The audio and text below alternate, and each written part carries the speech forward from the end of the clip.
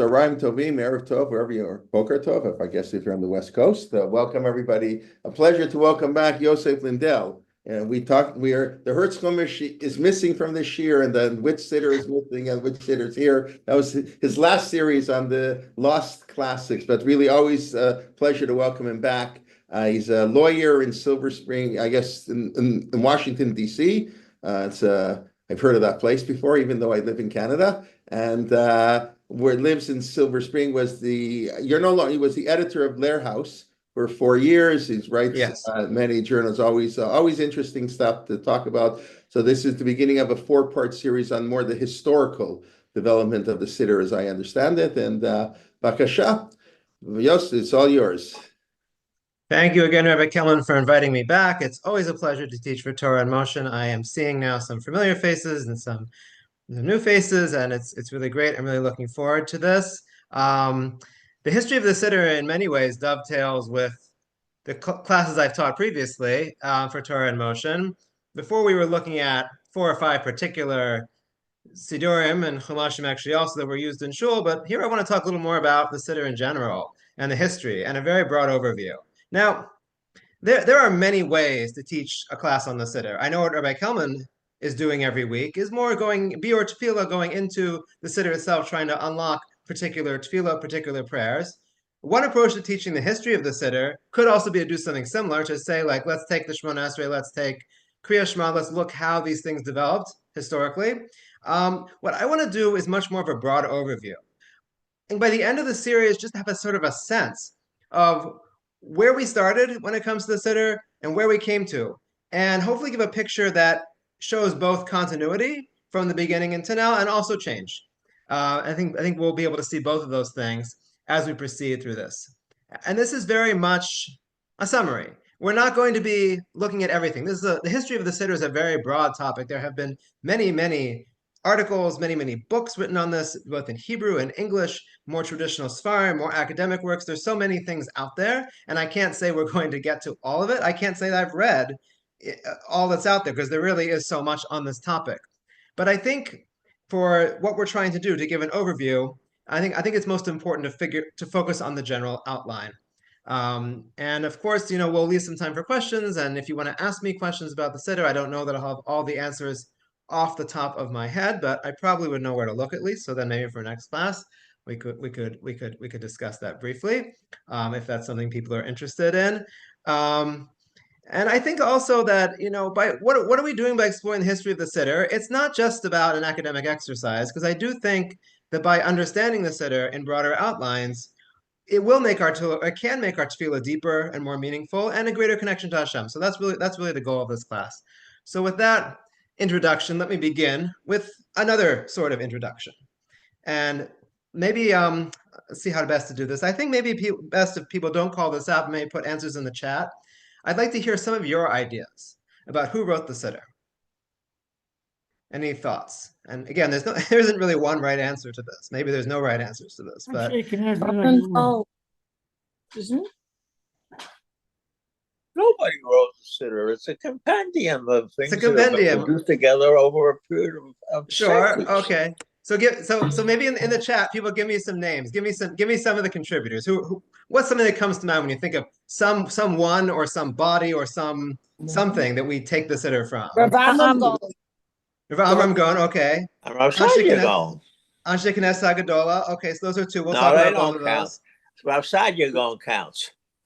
Rav Sadia Gaon. Okay. Anshe Knesset Hagadola is up in the air. You have absolutely no idea what's we'll talk about that in a moment. We'll talk about that. Ezra. Sorry? Ezra. Okay, sure. Mishna, I see. Are you talking about the tefillah, or are you talking about the Siddur? Okay, so it's a fair distinction. So I guess both. The Torah, sure. Yeah. David HaMelech, very important one. Divrei Hayamim, yeah. Okay, very good.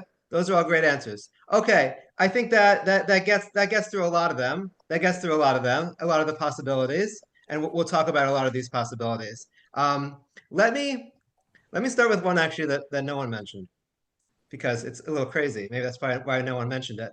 Hashem, God. Did God write the Siddur? Is there any part of the Siddur that's written by God? God told Moshe what to write in the Torah. Okay. So if it's from the Torah, then yes. If there are psukim from the Torah, sure. Okay, but let me share with you actually the source sheet now, and we'll take a look at some interesting sources. Let's see. Share screen, and we have this. It should be right here. Okay. Okay, great. Everyone can see the source sheet? Okay, great. So if you look at source number 1, the Art Scroll Siddur, and this is on the part of Baruch She'amar. Baruch She'amar is the beginning of Pesukei de Zimra. These are the verses of praise we say before we get to the Shema. And the Art Scroll Siddur has a little note there in source number 1. It says, the commentators record an ancient tradition that this prayer was transcribed by the men of the Great Assembly approximately 2,400 years ago from a script that fell from heaven. So here the Art Scroll Siddur at least is positing that Baruch She'amar seems to have been written in some way by Hashem, and it came down from heaven, or maybe the angels or something, and then it was transcribed by the Anshe Knesset HaGadol, which is a body of people we'll get to in a few minutes. Okay, interesting. Now, is this historical? Why does Art Scroll say this? So it seems to be, from what I could research, that this is quoted in the Taz, one of the commentaries to the Shulchan Aruch, and he quotes it from Kabbalistic sources. So this is not like the tradition of this being an ancient tradition is not as old as one might imagine. It goes back to like the 1700s. And I think though the ascription over here to it falling from heaven is trying to solve actually a halachic issue. A halachic issue is, which is something we're not going to discuss so much in this class, but something to be aware of, is that some halachic sources, and it's a complicated topic, have this idea that we can't add brachos if they weren't already mentioned in the Gemara, in the Talmud. So like if it's the Gaonim or later sources are trying to add things that start Baruch Atah Hashem Elokeinu melech haolam, you can't do that. That is not something we're allowed to add, but there are some that have been added. But anyway, so we're saying if Baruch She'amar, which is a bracha, if it came down mishamayim, then that solves the problem because we're not adding a bracha because it's already been ordained from on high. But anyway, I give this as sort of something to weigh your appetite. I don't know that again this is a historical source that we have a long tradition that this is the case. But anyway, it is interesting that is one possibility. And we already mentioned that certainly things that are written in the Torah that came into tefillah that is also given by Hashem to Moshe. So we have that. Okay, so let's look at source number 2, which is something that you've probably heard, although I didn't see anyone mention this in the chat. Another source of tefillah. Could it be that the Avos, Avram, Yitzchak, and Yaakov, that they are the authors of our tefillah?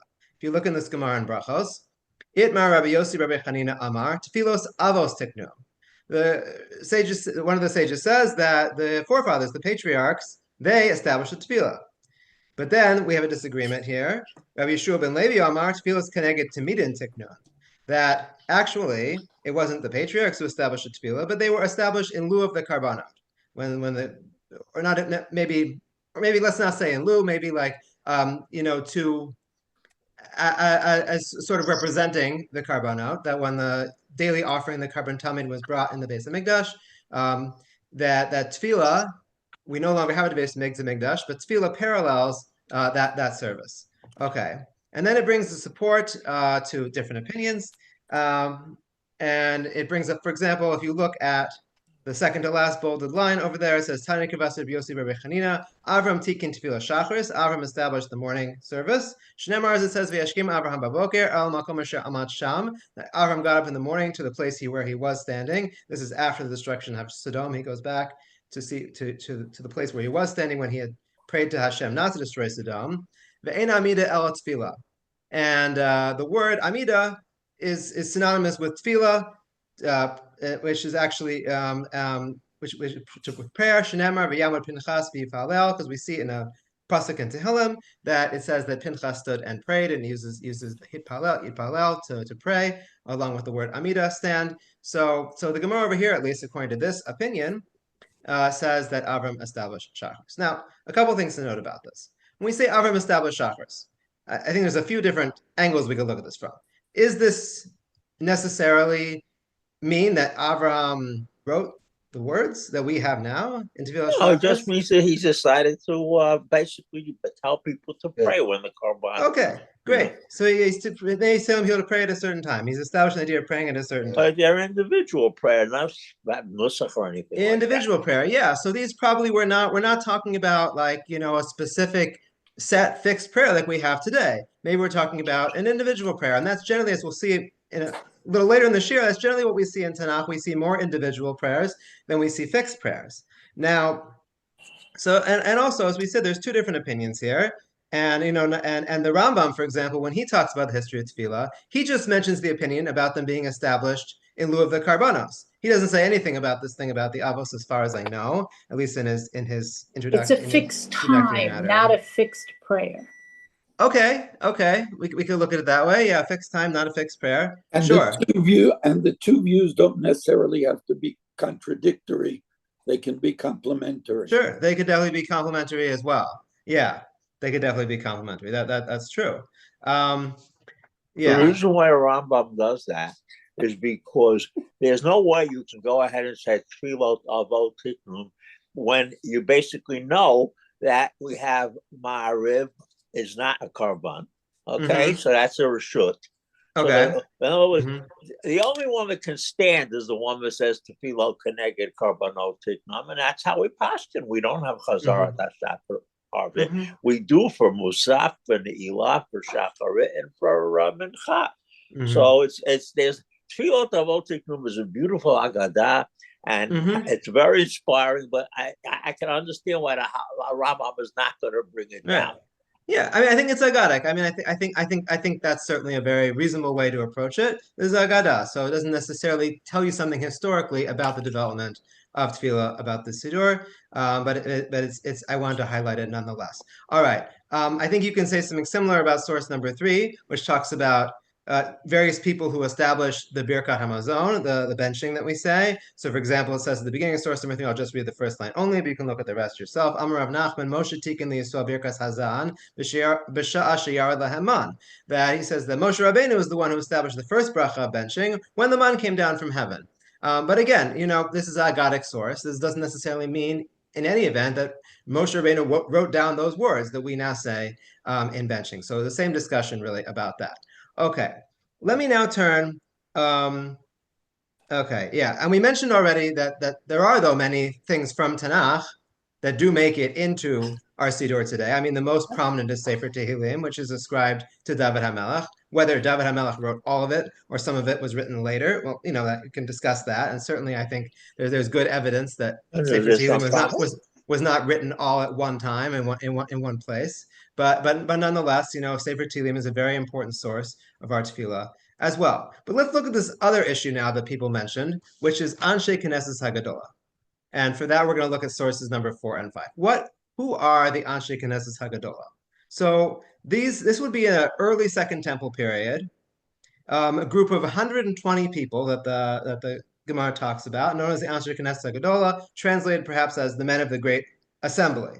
Who exactly these people were, what they did, is very much shrouded in mystery. We don't really know. The Gemara, I think, talks somewhere about how their ranks included Ezra, and Nehemiah, and as well as prophets, including Haggai, Zechariah, and Malachi. But I think what we're going to see momentarily is it's not completely clear, even in the Gemara itself, did they write the words of the tefillah that we have today, or did they just establish certain norms for tefillah? So let's look first at source number 4. There's also Gemara and Brachos.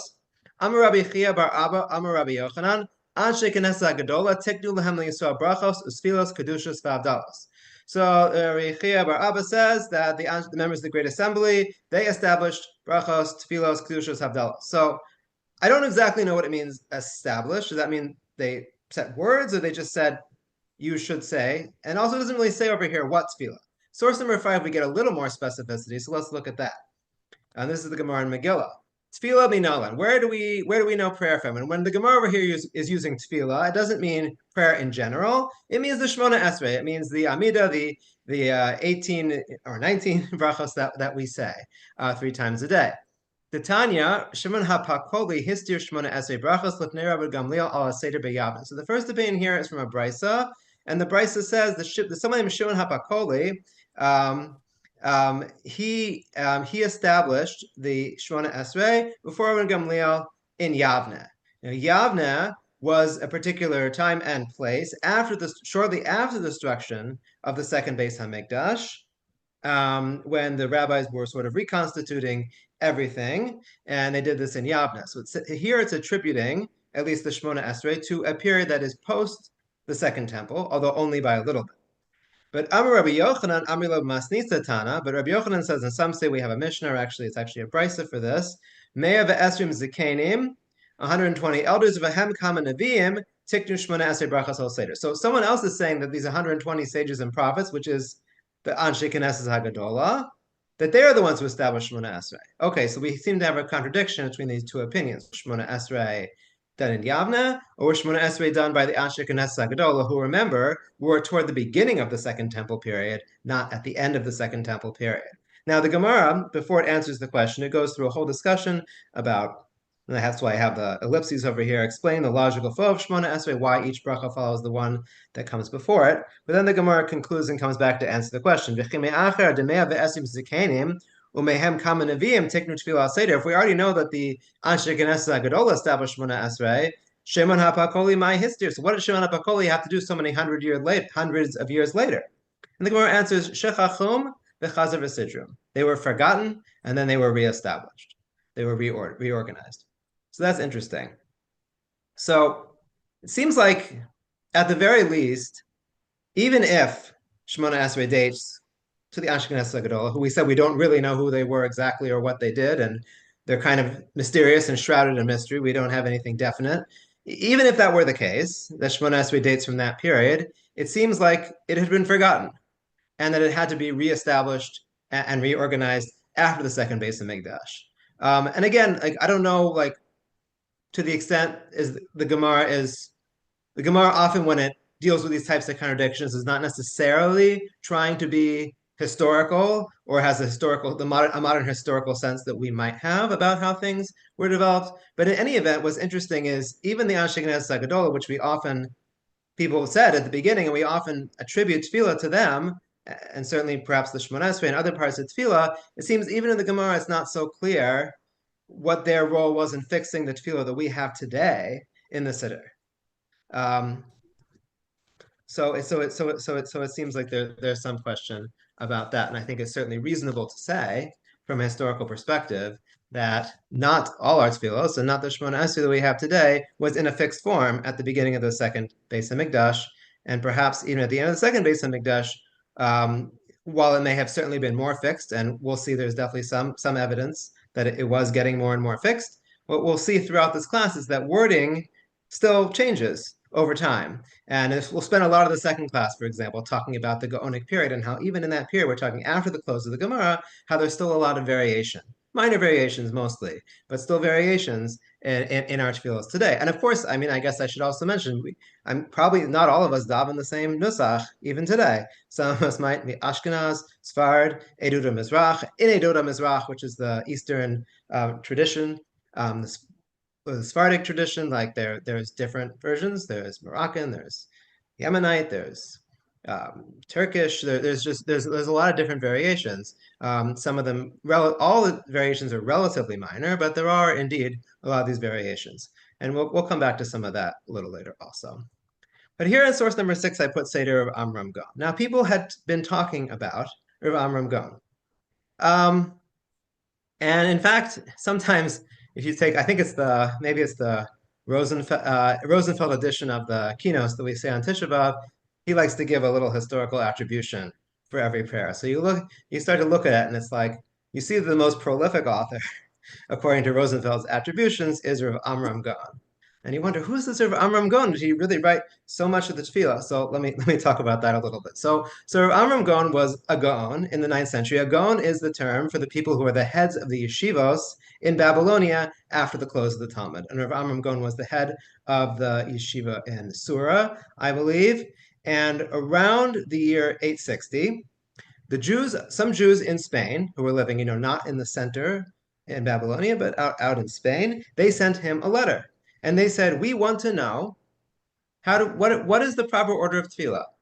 What are the prayers that we're saying? Now, presumably the Jews of Spain at the time had a Siddur of their own already. Again, probably not written down, and we'll talk about that if we have time also, about the fact that the Siddur started out oral, it was transmitted orally and not written down till later.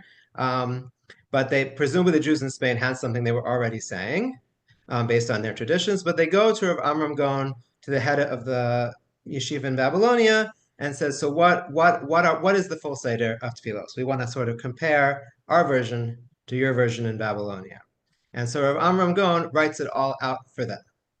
And you look in source number 6 over here, this is the introduction to what we call Seder of Amram Gaon. And he says, V'seder tfilos ubrachos shoshana kula shesha'alta. And you asked about the order of all the prayers and all the blessings for the entire year. Sheher anu min hashamayim, that has been shown to us by heaven. Again, sort of going back to our first source, it's kind of an interesting thing over here as he seems to make this claim that the tfilos were shown to them from heaven. I don't know what he means by that, honestly. There is sort of this interesting streak in general throughout Jewish literature, their rabbinic literature, where sometimes rabbis writing answers to questions or commentaries will attribute things to some kind of level of nevuah or ruach hakodesh.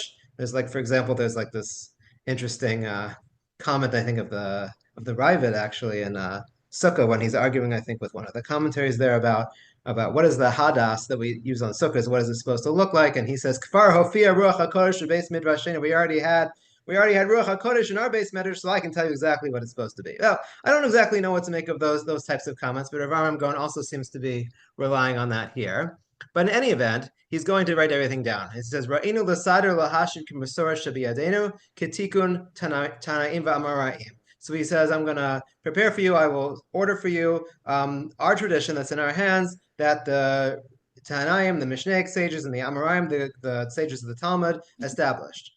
And then he ties this to an interesting requirement that we know, to Tanya Remeir Omer, because Remeir taught us Chayav Adam Levarach Mea Brachos B'chol Yom, because we're supposed to say 100 brachos every day. So he's sort of making this into almost like a halachic discussion. He's like, well, we know we're supposed to say 100 brachos every day. So what are these 100 brachos that we're supposed to say every day? Let me write out everything for you. And what Rav Amram Gaon is, he writes out the entire siddur in this tshuva. So we're talking from the very, very beginning, from when we say waking up in the morning, all the way through the daily tefillos. He has the Shabbos tefillos, he has Rosh Hashanah Yom Kippur, he has the Slichos, and he has the Haggadah Shel Pesach, the Haggadah that we say on Pesach, and it's all there in this tshuva, which is now called Seder of Amram Gaon. So, okay, so very simple then, I guess. This is sort of the first Seder.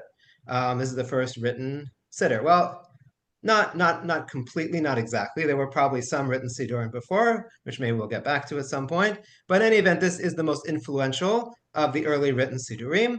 And it doesn't just go to the Jews of Spain, but it goes all over the place. And what's fascinating about the Siddur of Amram Gaon is that when we look at it today, we don't actually know what Amram Gaon originally wrote. We don't have any original manuscript of this Siddur. What we have is different versions. We have ones that were found in Spain. We have ones that were found in France. We have ones that were found in other places of the Jewish diaspora. And they're all similar, but they're all not exactly the same. So I think what we can say, the one thing we can say from this, is that there were pre-existing traditions of tefillah everywhere, all very similar, but all a little different. And Rav Amram Gaon helps standardize it. But when they took Rav Amram Gaon's Siddur, let's say when they sent it back to Spain, they didn't just adopt it wholesale, but they merged it with traditions they already have. But what we do see in Rav Amram Gaon is the beginning of this real standardization of tefillah, because it was indeed the most influential Siddur.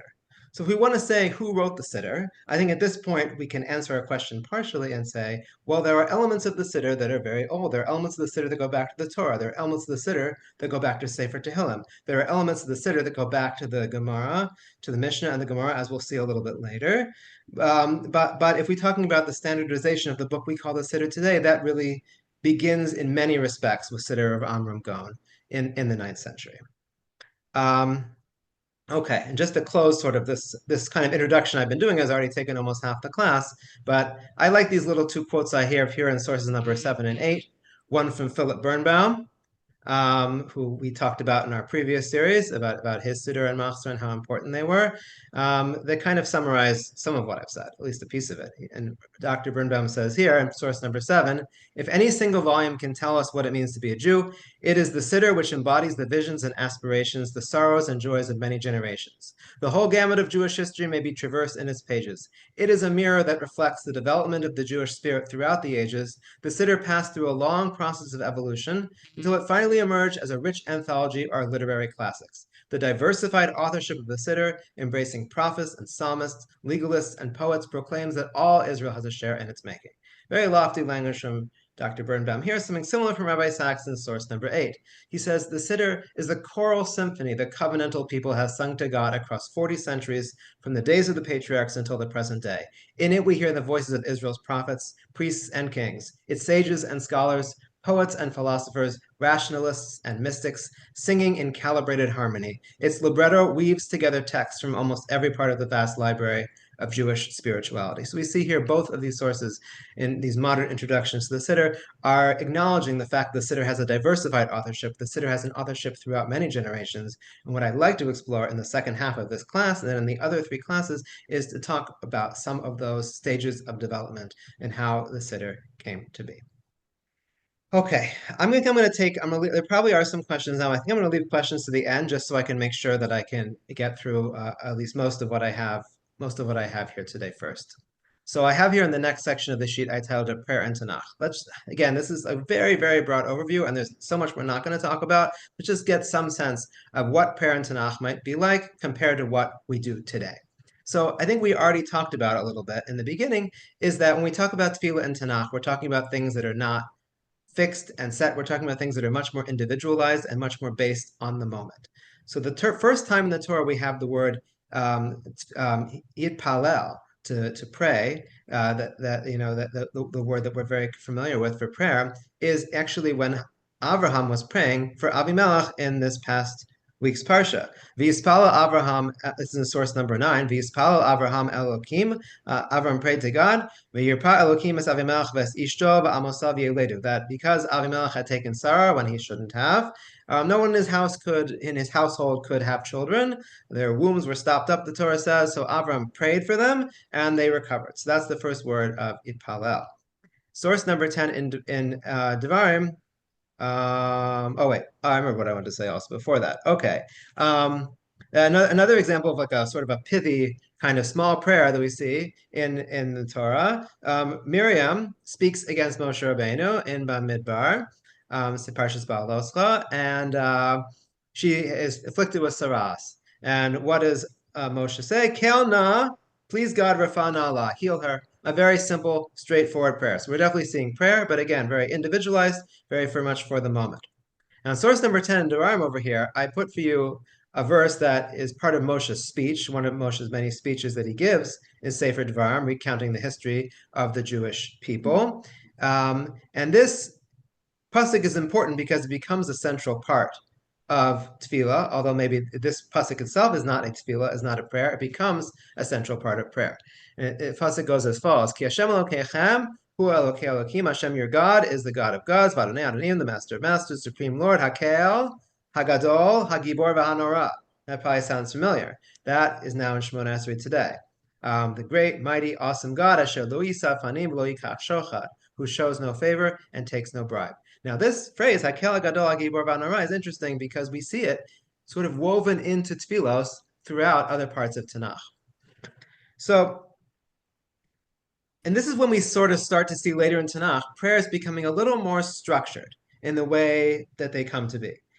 For example, in Sefer Malachim, Shlomo HaMelech has a tefillah after the building of the Beis HaMikdash. Yirmiyahu has a tefillah. And Daniel in Babel has a tefillah, and Nehemiah has a tefillah when the Jews come back to the land of Israel after the first exile is complete, after those 70 years. And all 4 of those tefillahs, we're not going to look at them all together, but they all share interestingly similar characteristics. For example, one thing which I'll show you right here, if you just compare Nehemiah in source number 11 and Yirmiyahu in source number 12 and Jeremiah in source 12, they're both using this phrase of Hakel, Hagadol, Hagibor, V'Hanora, although it's truncated. Like, for example, Nehemiah prays and he says, V'amar, and I said, Ana Hashem Elokei Hashemayim, please God of heaven, Akel, Agadol, V'hanora, the great, awesome God, Shomer Habis V'chesed, Lo'avav V'shomer Mitzvosav, who guards the covenant and kindness to those who love him and those who keep his commandments. And he goes through like he talks about our own, and he talks about like kind of our own inadequacy. He talks about sin. He reminds Hashem of the covenant, and then he essentially asks for mercy. And this kind of becomes a sort of like a structure of like how you approach God. You praise God first. You sort of talk about maybe our own human failings, and then you move into petition. And this kind of becomes a sequence we follow even today in Tefillah, where we start with praise before we go to petition. And I'll let you look if you have the source sheet in front of you. You can sort of see you can see in the English or in the Hebrew about how this prayer goes. And I don't really have time to go through it in depth. But again, in Jeremiah, we see something similar. And this is after Jeremiah, Hashem tells him to purchase a field in the land of Israel. And this is even though Hashem had just decreed and told Yirmiyahu there's going to be an exile and the people are all going to be gone, but Hashem still tells them, you got to buy this field because the Jewish people are going to come back. And after that happens, Yirmiyahu has a tefillah, after he's filled out this bill of sale, and he says, if you look in the bolded part, Aha Hashem Elokim, Hinei ata asisa es hashmayim ve'es haaretz. God, you made heaven and earth, bechochacha gadol, with your great strength, v'zroachan tiyah, your outstretched arm. Nothing is hidden from you. Do kindness for 1,000. Misham avon avos el chek b'neihem, and you visit the guilt of the parents and their children. Achreihem akel hagadol hagibor Hashem tzvako shemo. Again, this phrase that we saw originally in Dvarim, the God who's great and powerful, Lord of hosts, God of hosts, and then Yirmiyahu again sort of goes through a history. He talks about how Hashem did so many kindnesses for them in Egypt. And he gave them the land, but then he says, look what's going to happen now. I just filled out this bill of sale, but look, the Chaldeans, the Babylonians are right about to come and defeat us. So what am I doing? What are we doing? So he moves then into the petition, like toward the end of his prayer. And so again, we sort of see this structure that we're starting to see develop about moving from praise to petition, and particularly this phrase "Akel Hagadol Hagibor V'Hanora" becomes very central to these tefillos later on in Tanakh. One other thing we see in Tanakh, I just wanted to mention briefly in source number 13, is Daniel. So Daniel, when he learns about the decree, I believe it's the decree that anyone who doesn't pray to the king, to Darius, to Daryavesh, they're going to get thrown into a lion's den, which ends up happening to Daniel. So when he learned about this, it says he went to his house. There was a window, Neged Yerushalayim, facing Jerusalem. Zimnin Talasa Biyoma, Hubarech Al Berchohi. And 3 times a day he prayed and made confession to Hashem. So we see this idea already in Sefer Daniel, that not just about prayer, but structured prayer facing Jerusalem, which we do today, 3 times a day, which we also do today. So we're starting a little bit in Tanakh already to see how tefillah might develop. So that's really what I wanted to bring out from Tanakh, in particular, just to give sort of whet your appetite. You can see a little bit about how tefillah is starting to come together closer to the end of the period of Tanakh. But when we want to get to more specifics about the tefillah that we say today, the siddur that we say today, where do we start seeing the words? Where do we start seeing where it's really coming from? Then we have to go to the Mishnah and the Gemara. So I think that perhaps the most important Mishnah for our purposes is the Mishnah in Maseches Tamid, which I have over here for you in source number 14, because this is talking about what happened when they brought the Karban Tamid, when they brought the daily sacrifice in the Beis HaMikdash. So this is what the Mishnah says. Amar lahem Amamuna, that the appointed priest would say to the other priest, Baruchu bracha achas, make one bracha. It seems like this bracha is before the Shema. Vehein berchu, and they make the bracha. Karu aseres hadvarim, they would read the 10 commandments. Shema, they would say the pasuk and first paragraph presumably of Shema. V'hayim shemoa, they would say the paragraph of V'hayim shemoa, the second paragraph of Shema. Vayomer, they would say the third paragraph of Shema about tzitzis.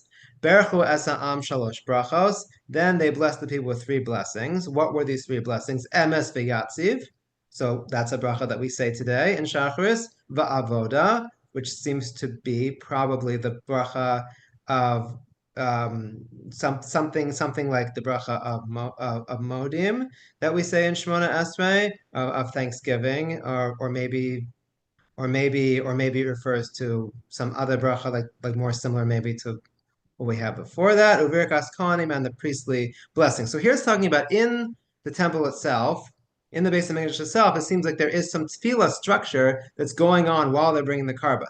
And while in many ways it's different, it includes some similar elements. It seems like they're saying all 3 paragraphs of Shema. It seems like they're saying a bracha before Shema, and it seems like they're saying the bracha of Emes V'Yatziv after Shema, and possibly parts of the Shemona Esrei, potentially.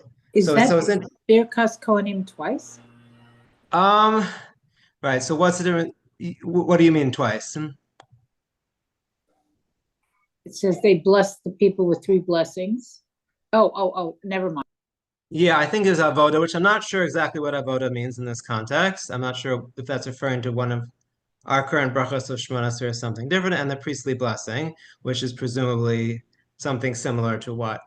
I mean, it's psukim presumably that we say for them today, Yivrachacha Hashem v'yishmerecha, that the Kohanim would bless the people with that. So we're seeing some structured tefillah already at the time when the Beis HaMikdash is standing, which is important to know that indeed that there was definitely something going on. One thing that really sticks out like a sore thumb almost that we certainly don't do anymore is 10 Commandments. That is not really part of our tefillah today. I mean, yes, there are people who after Shacharis, as like a supplementary reading, will put it in, which the halachic sources talk about the propriety of doing that, but we don't have the 10 Commandments as part of our tefillah. And the Gemara talks about this, and the Gemara says basically that this was removed from the tefillah at one point because the heretics, who might have been Christians, although it's not entirely clear, were saying that, we can see that these are really the only important commandments, these 10. You don't have to observe anything else. So in order to combat that misapprehension, the Aseres Hadibros, the 10 Commandments, were removed from tefillah, but it does seem like they were part of it originally. So what's interesting over here in source number 15 is we have a Mishnah and Rosh Hashanah. Now remember when we talk about the Mishnah is generally recording the conversations of rabbis that lived, some of them before the destruction of the Beis HaMikdash, and some of them after the destruction of the Beis HaMikdash. Then the Mishnah itself was compiled around the year 250, 300, something like that. Like, already some centuries after the Beis HaMikdash was destroyed, but it's recording earlier discussions. Although sometimes it's a little hard to, and if you look at when the people lived and who's saying it, you can kind of get a sense of when something might have been written.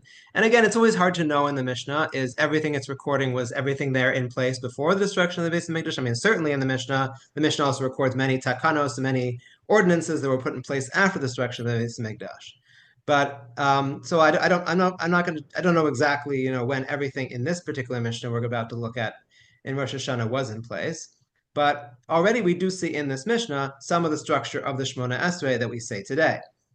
And this is in the context of Rosh Hashanah, but we see kind of also the daily structure in this discussion of Rosh Hashanah. So if you look in source number 15, it says Seder Brachos. So when we're talking about the brachos of the Shemona Esrei, Omer Avos Ugvoros Kudushas Hashem. You say Avos, which is our first bracha, ends Magen Avraham in Shemona Esrei. Gvuros, that's Ata Gibor, ending Mechaya Mesim. Kedushas Hashem, Ata Kadosh. So we see already that these 3 brachos, already in the time of the Mishnah, at least, were certainly in place.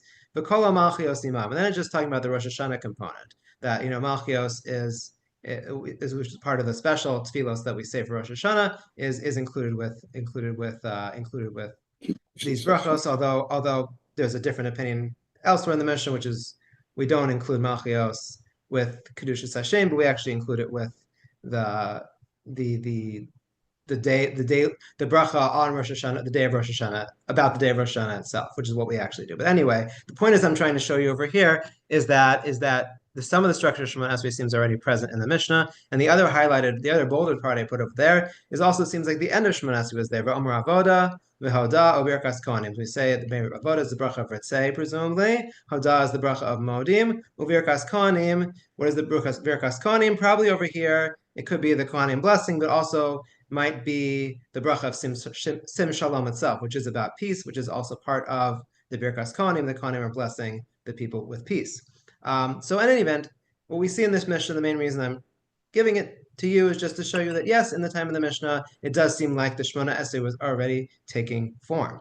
And this indeed jives with perhaps what we saw about it being established in Yavna by Rabban Gamliel, in front of Rabban Gamliel. Okay, so let's see. Another Mishnah, Brachos, another Mishnah in Brachos, source number 16, and this is talking about Shema. It says, B'shachar mevarech shtayim lefaneh ba'achas la'achra. So we make 2 Brachos in the morning before Shema and 1 after it. Ve'erev shtayim lefaneh u'shtayim la'achra. And in the evening, 2 before and 2 after it. Indeed, this is what we have today in our Siddur. This difference between Shacharis and Mariv and how many Brachos we say before Shema and after Shema. So it seems again at the time of the Mishnah that we already have a lot of the structured tefillah in that respect too. We have Shema surrounded by its brachos. Now, if you look in the Gemara, which is the commentary on the Mishnah from a little later, from the period of the Amoraim, and you look in source number 17, for example, over here, we're starting to see some of the words of the Birkos Kriya Shema, of the brachos before and after Shema. So we see Gemara Maimavarach. So the Gemara on this Mishnah asks, so what were these blessings that they said before and after Shema? Amar Yaakov, Amar Be'oshia, Yotzer Or Uvorei Choshach, who creates light and darkness. And this is indeed what we say today. The Gemara has some discussion about why don't we say something different. But what main thing I want you to get from here is the fact that these words are indeed already there in the Gemara. If you look sort of halfway down the quote, and it talks about what do you say at night. It says the line starts in the middle. Elamidas yom balayla hechi nishkachas la. So at night, where is the place where we talk about both day and night in the nighttime prayer? Amar Abaya says, Gola or mipnei choshech v'choshech mipnei or, who rolls away light for the oncoming darkness and the darkness for the oncoming light in the morning. So again, more phrases that are perhaps familiar to you from the Siddur that we still say today. This is already in the Gemara. The idach mahi, and the Gemara says, so that's the first bracha. What's the second bracha before Shema? Amar Rav Yehuda, Amar Shmuel. Rav Yehuda says the name of Shmuel, Ahava Rabbah. We say the bracha of everlasting or great love, which is again something that should be familiar to many of you. Mechein ori le Rabbi Lazar, Rabbi Pidas Bre Ahava Rabbah. Tanya nami hachi ein omer avas olam ela Ahava Rabbah. And then there seems to be a dispute. What are the proper words at the beginning of this bracha before Shema? Is it Avas Olam or Ahava Rabbah? Then it says Rabbanan Amri Avas Olam. The Rabbanan, however, didn't say Ahava Rabbah. They said Avas Olam. So we see this dispute in the Gemara about what is the proper way to start the second bracha before Shema. Is it Ahava Rabbah, Avas Olam? And what do we do today? Well, Isa Nusach Ashkenaz, we split the difference. We say Ahava Rabbah in the morning, Avas Olam in the evening. I believe in the Sephardic Nusach, it generally is Avas Olam all the way through, according with the opinion of the Rabbanan over here. But again, the point is, in the Gemara, we already see pretty involved discussion about the wording of Tefillah, and much of it is very much the same.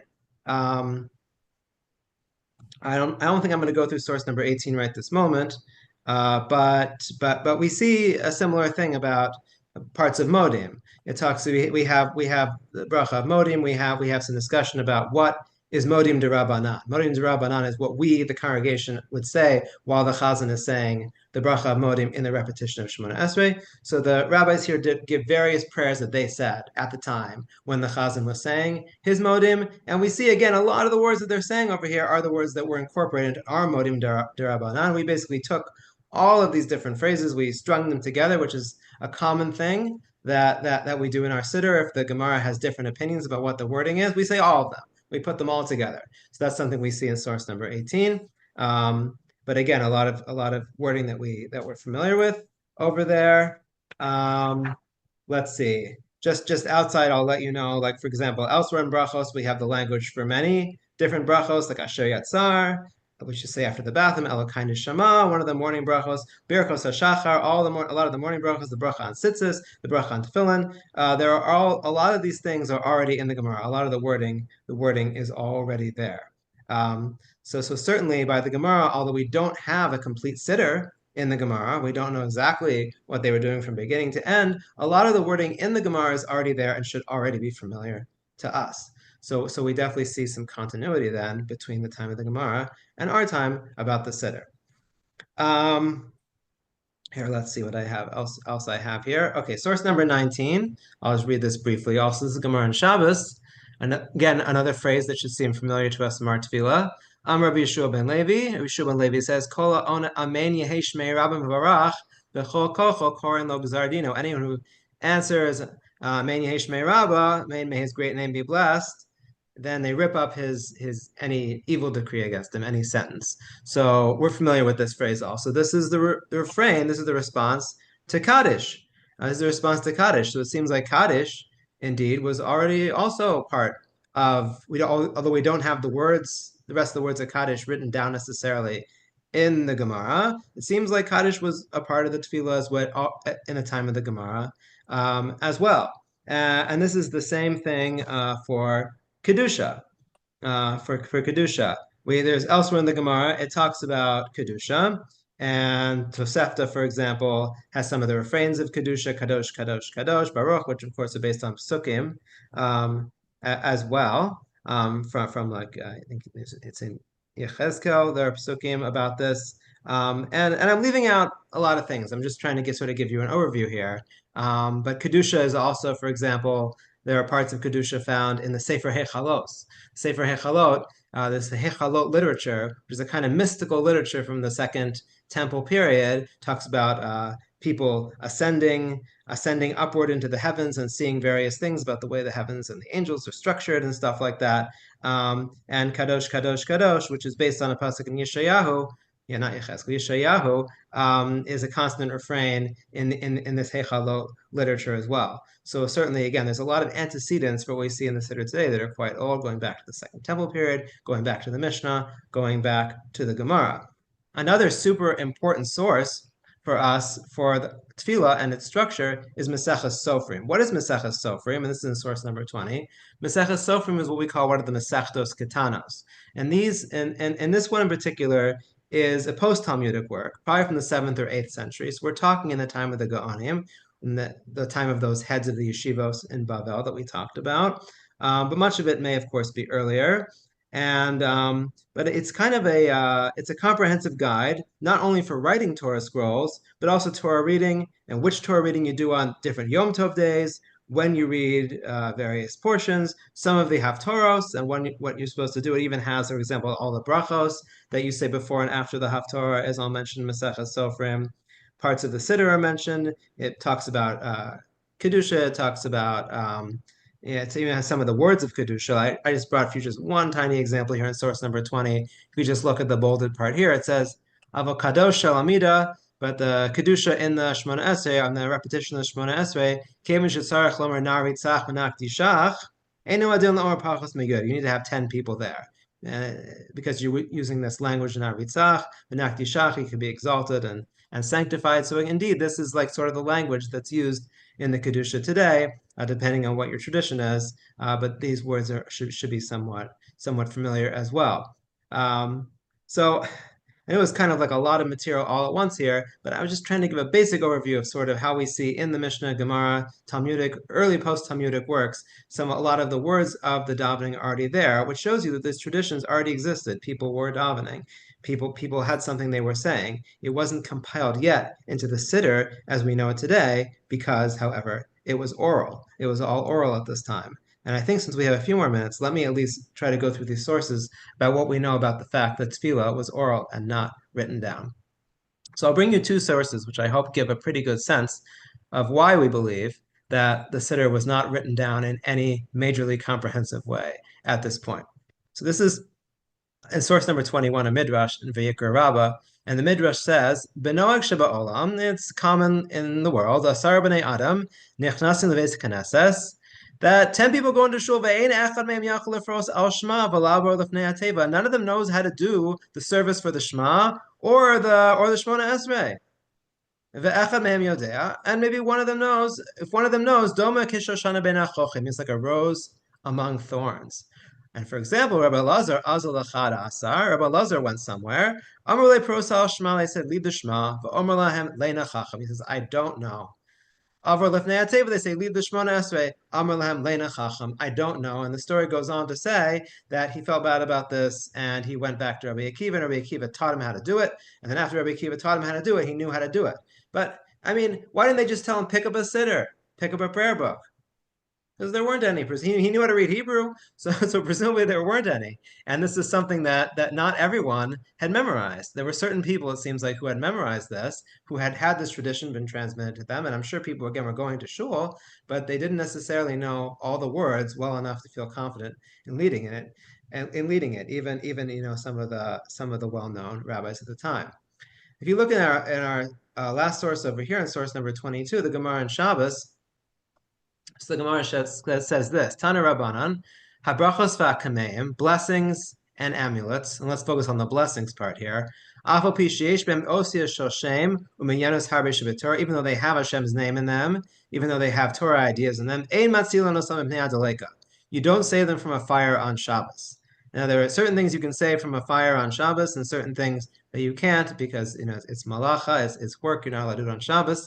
And the Gemara says, when it comes to brachos that are written down, Elonisrafim bimkoman hein va'askarosayam. We let them burn, even the names of Hashem that are in these written scrolls of brachos.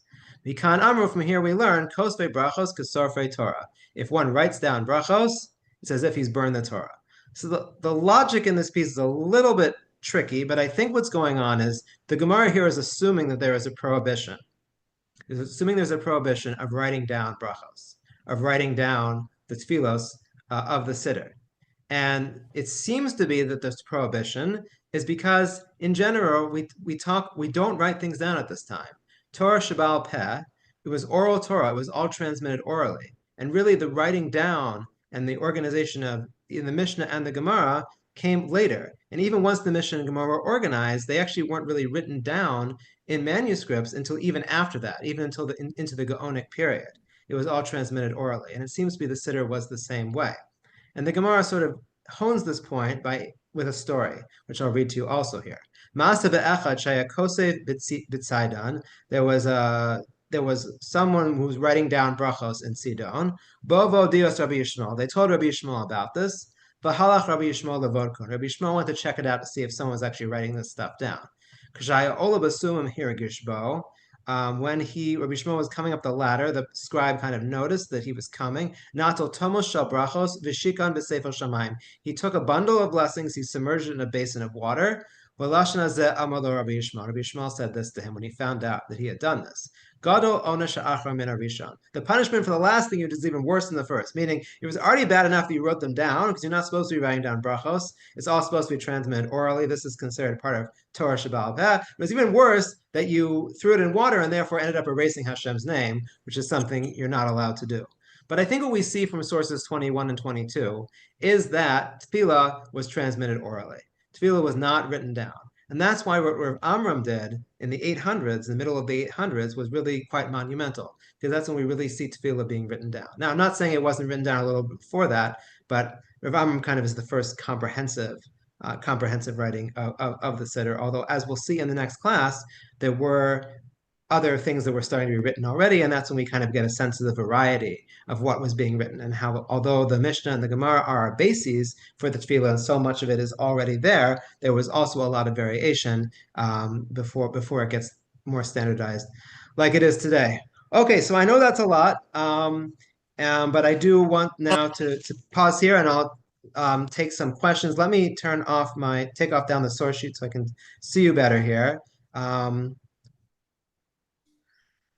Okay. Hi. Yes. Can I ask you a question about Amram Gaon? Sure.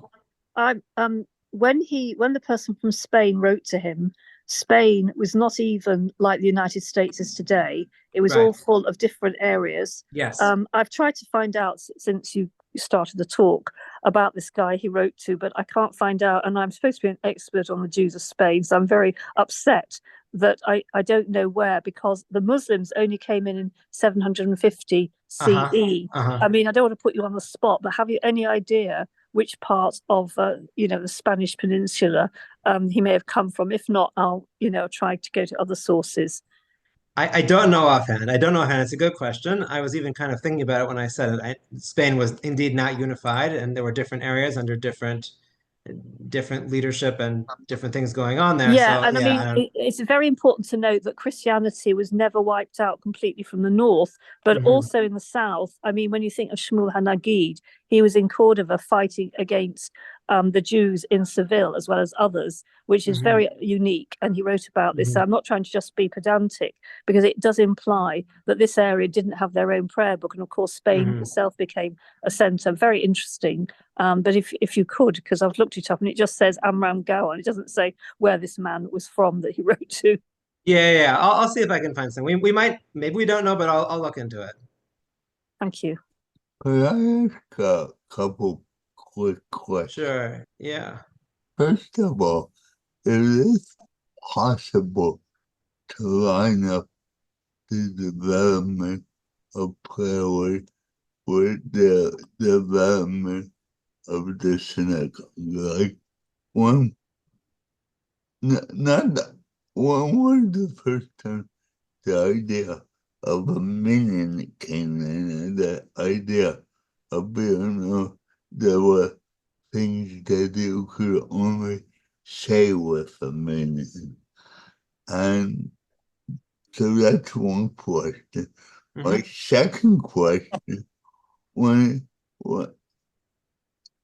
the idea that that you find the very early Siddurim and they're already pretty much the same seems to me to suggest that the writing down and substantial writing down before we know the writing down, if you know Okay. what I mean. Because Yeah.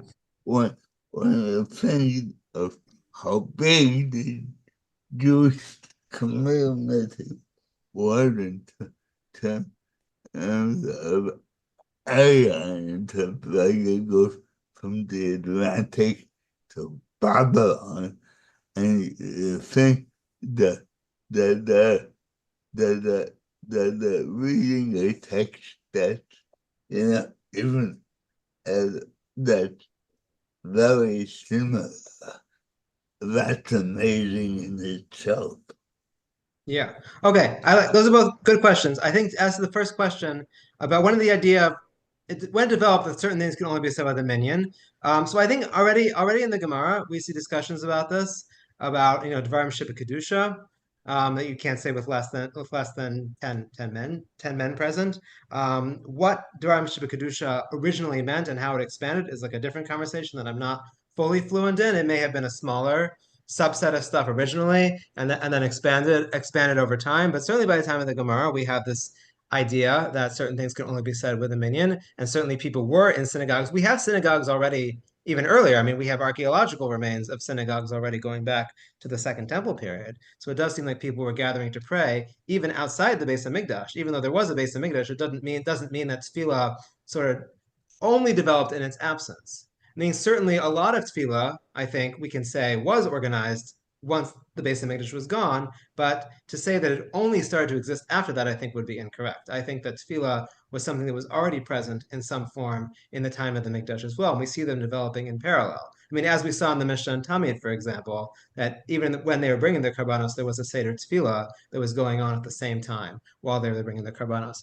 As for your second question about the standardization of the Siddur, I think the thing is that if you look at early manuscripts of the Siddur, and we'll see a little bit of this next time when we look at the Geniza, the Cairo Geniza, there really was actually a lot of differences. Meaning, and I'm not saying the Siddur or Amram Gaon was the first person to write down the Siddur. Clearly, people were writing it down before, and possibly people were even writing down full Siddurim before of Amram Gaon. But I think there was still oral transmission was a very big component, and I think there were a lot of regional variations, like a lot. And we'll see a little bit of that next time, but I think it even goes beyond what we're going to see. I think that in different communities, they had different traditions that they passed down. When they did start to write it down, they were actually quite different. And I think it's Seder of Amram Gaon really standardized it. I think a lot of those variants started to disappear, although not completely, because we still have many variants, but they started to disappear once Siddur of Amram Gaon came into the picture. And I hope that answers your questions. Thank you. Okay, do we have other questions? Just a comment, if I may. Sure. There are those who say, as I mentioned before, that the apparent two opinions about the origin of tefillah really represents two aspects of tefillah. Avraham tiken tefillah shacharit, that was when he woke up in the morning after praying to God to save Sodom. He wakes up in the morning and hears Sodom is destroyed. Right. He approaches God as a broken man. Yitzchak, 3 years after his mother dies, but he's still mourning his mother. He was so close to her.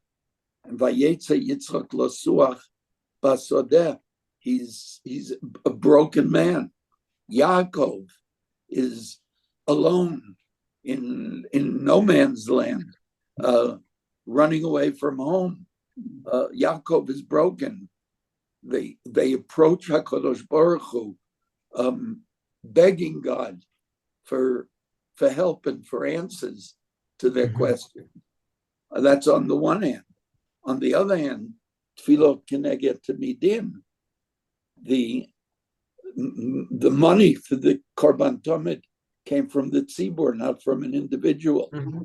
And no matter whether you were happy or you were sad, whether there was a calamity or whether there was a great simcha, the Korban Tamid was brought every morning and every afternoon, every single day of the year, Shabbat and Yom Tov included. That's the idea of the community and not only you as an individual. And those are really the two aspects of tefillah. Yeah, that's very nice. I think that's very nice. Yeah, I agree with that. I mean, there's two aspects. There's the individual and the community, and both are very important. I think that the Siddur we have today tries to sort of straddle both those things. Both those things. Yeah. Well, thank you for that. Any other comments? I see I didn't attend to every comment in the chat. It seems like most of them were about who are the authors of the Siddur and speculating about that, and about how the Siddur grew over time, and also about different nuschaot, sure. And yeah, Italian, for example, being very different, yeah, which is true. And I don't know if we're going to talk so much about Nusach Tefillah in this class, but again, if anyone in a later class wants to jump in and tell me about their Nusach or some Nusach they've seen, I'd be happy to hear more about that. And Chana being a source for prayer. I mean, the Gemara, I believe, talks about Chana being a source for prayer as well, because she spoke, but her lips moved, but she was not audible, and that becomes an important source for how we do Shemona Esrei today. Okay, and if there aren't any further questions, I thank you all for attending, and we will do this same time next week.